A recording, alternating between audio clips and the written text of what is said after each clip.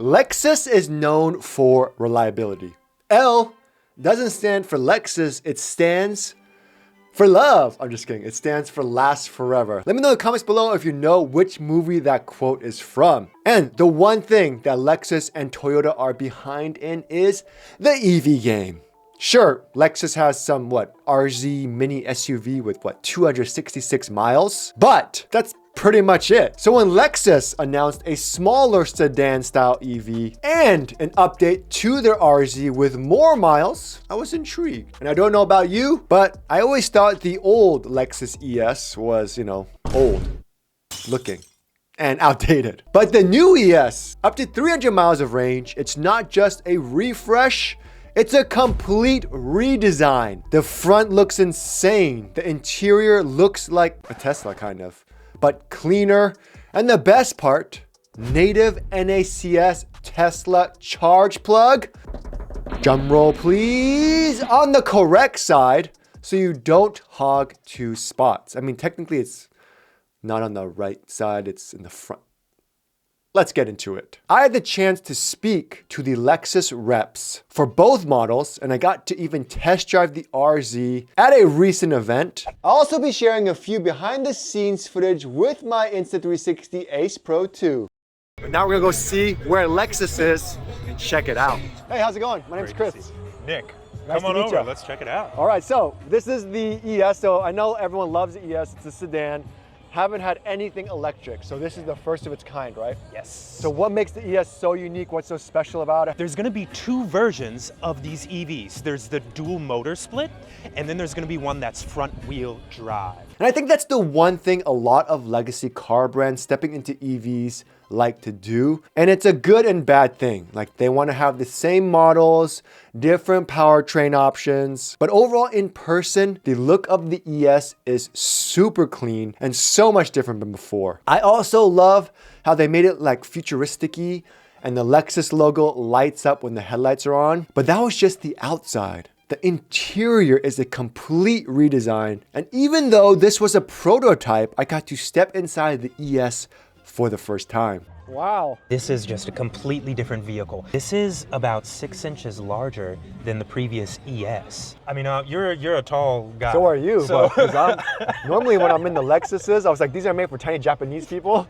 But my head space is amazing. My shoulder space is so good. And I feel like it just feels so much more open. The new ES has sustainable bamboo on the door panels that light up with ambient lighting, plus a set of Mark Levinson speakers. There's a big 14-inch touchscreen and a 12.3-inch digital cluster surrounded by soft suede that feels and looks super premium. There's also dual phone charging, a digital rearview mirror, and actual buttons with a nice tactile click. And it's great if you're not a fan of everything being on the screen. And there's an option for a panoramic moonroof too. The interior design was beautiful. However, I had to ask him the burning question. Is there a frunk?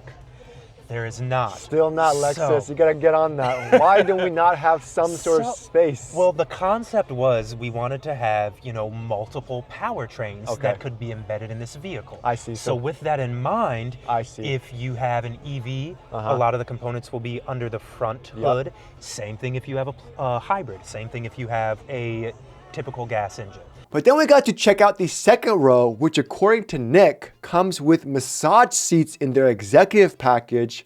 There would be a panel here where you could operate the massage seats. Okay, nice. With so much more space than the previous generation. I'm 6'1", and you have a massive amount of space in nice. this ES. It is a cavernous amount of space back here.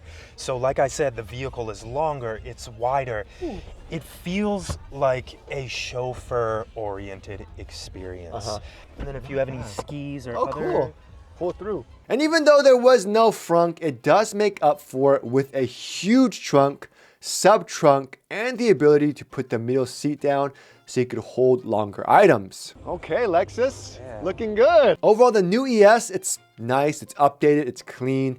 And with 300 miles of range, it's gonna be a good seller. But is Lexus cooked in their EV lineup? Because I don't think their RZ sales have been that good. I mean, I barely see any on the road. But when I spoke to the next Lexus rep, it looks like they fixed a lot of the issues with the past RZ with their 2026 models. The RZ was our first battery electric vehicle that was introduced in 2023. So now this will be a new addition. So we'll still have the RZ 300e and the RZ 450e, but now we brought out a new, even more performance RZ. Performance a little more oriented. performance, yeah. It's gonna have 2 electric motors, one on the front, one in the back. This is the 550e, and this has the F Sport package on it as well. And so there'll be some exclusives like this Wind is the name of the exterior color on this vehicle. See, the wheels are different as well. So the charge port is on this side on the other vehicles. Oh, so now that they adapted the NAC, it'll be on the other sides. And for me, that's crazy. Lexus finally realized charging is important for EVs,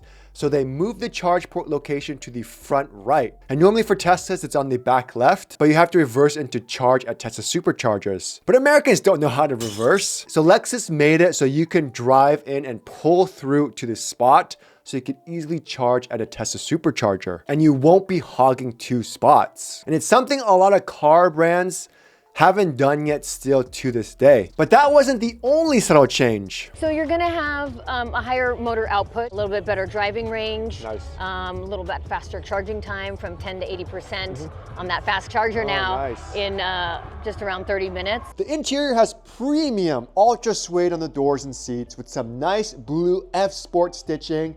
The dash also gets a subtle refresh that just makes it look cleaner than before. In the second row, there's a 120-volt outlet, heated seats, and a dynamic sky where the moonroof can turn opaque. I actually have more you got the headspace in headroom? the RZ than I do in the RX. The second row seats fold down manually in the prototype model. And again, while there's no front, it has a huge sub-trunk and 48 cubic feet of storage space with the seats down and 34.9 with the seats up. Overall, the RZ refresh, it looked great, especially with their updated exterior, but how does it drive? Well, this is the 2025 model. I feel very familiar in here, even though it's like an electric vehicle. It doesn't feel like I'm driving an EV because I just came from the RX. Still have to press the start-stop button, which is totally fine. So push to new, and then you go to twist it. Well, that's surprisingly very intuitive. And then push P to park.